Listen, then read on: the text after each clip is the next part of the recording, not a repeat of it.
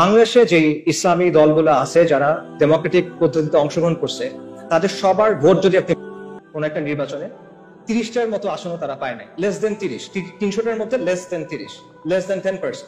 ওকে, আচ্ছা, তার মানে তারা যে এককভাবে ক্ষমতা যাবে এটাও আসলে ফিজিবল না। বাট তর্কের খাতিরে আমি ধরলাম এটা হইল। মনে করেন বাংলাদেশের কোনো একটা ইসলামী দল অথবা সবগুলো ইসলামী দলের কোন একটা জোট তার 160টা আসন পেয়ে গেল, ক্ষমতায় গেল, আলহামদুলিল্লাহ, অনেকে বলে ফেলবে ঠিক আছে গেল। তারপর কি হবে? তারপর কি হবে? তারপর কিভাবে ইসলাম আনবেন? আপনি সংবিধান পরিবর্তন করে করে আনবেন? পসিবল না। কি পরিবর্তন করবেন? আপনার সংবিধান আপহোল্ড করতে হবে। এটা শপথ নিয়ে আপনি গেছেন। আপনি যদি বলেন যে ঠিক আছে, সংবিধানের মধ্যে আপনি লিখে দিলেন যে কোরআন সুন্নাহ বিরোধী কোনো আইন করা হবে না, তাহলে হয়ে গেল শরিয়া আইন? না, হবে না। এর চেয়ে অনেক সুন্দর সুন্দর কথা পাকিস্তানের সংবিধানে আছে, চমৎকার চমৎকার সব কথাবার্তা আছে, but at the end of the day ওটা স্টিল একটা সেকুলার রাষ্ট্র। কাজে সংস্কারের মাধ্যমে আপনি জিনিসটা করতে পারবেন না। এবং দেখেন, এই যে আমরা যে আলোচনাগুলো শুনতেছি বিপ্লব গণ অভ্যুত্থান নিয়ে, ওখানে কিন্তু এই কথাগুলো আসতেছে যে গণ অভ্যুত্থানের বৈধতা আপনি সংবিধান থেকে পাবেন না। গণ অভ্যুত্থান করতে হলে সংবিধানের বাইরে গিয়ে করতে হবে। কথাগুলো আসতেছে না? নতুন গঠন করতে হলে পুরনো সংবিধান দিয়ে হবে না। তো আপনি যদি এতটুক কাজ সংবিধানের মধ্যে না করতে পারেন, আপনি সেকুলারিজম থেকে ইসলামিক ব্যবস্থায় যাবেন, সেটা আপনি কেমনি সংবিধানের মধ্যে দিয়ে করবেন বা কেমনি এই প্রসেসের মধ্যে দিয়ে করবেন? এটা আনরিয়ালিস্টিক, ইট ইজ পসিবল না, ইম্পসিবল। এখানে আরো অনেকগুলো বিষয় আসলে আছে, অত কথা বললাম না, সময় হয়ে যাচ্ছে। দুটো পয়েন্ট বলি। আপনি দেখেন মিশরে, আলজেরিয়াতে ইসলামিস্টরা ক্ষমতায় আসছেন, কিন্তু ডিপ স্টেট তাদের বিরুদ্ধে কু করছে, তাদেরকে সরাই দিচ্ছে।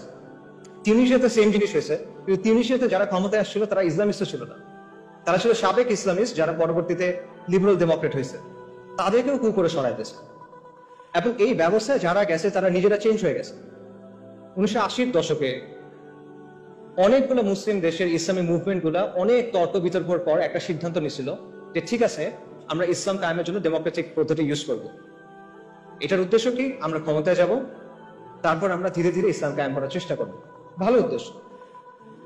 তারপর কি হয়েছে? 40 বছর পর হয়েছে যে আমরা দেখতেছি যে তারা নিজেরা এখন ইসলামী রাষ্ট্রের কথাই বলে। এদের অনেকেই, সবাই না, অনেকেই।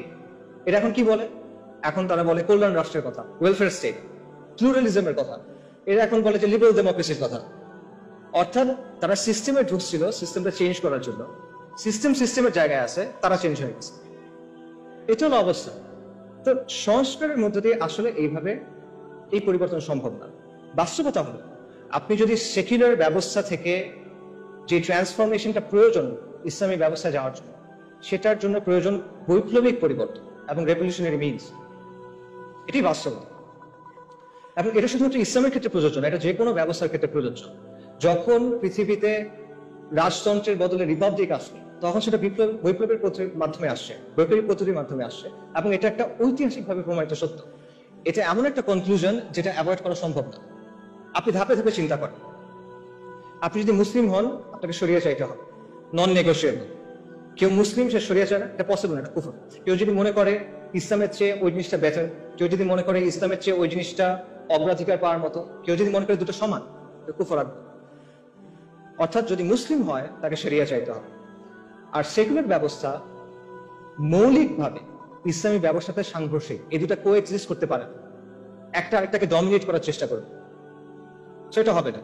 আচ্ছা, এবং আমরা দেখতেছি যে সেকুলার ব্যবস্থাকে সংস্কারের মাধ্যমে চেঞ্জ করে করে আপনি আলটিমেটলি ইসলামী ব্যবস্থায় যেতে পারতেছেন না। তাহলে অপশন কি বাকি থাকে? আপনার বৈপ্লবিক পরিবর্তন ছাড়া আপনার আর কোনো অপশন বাকি থাকে?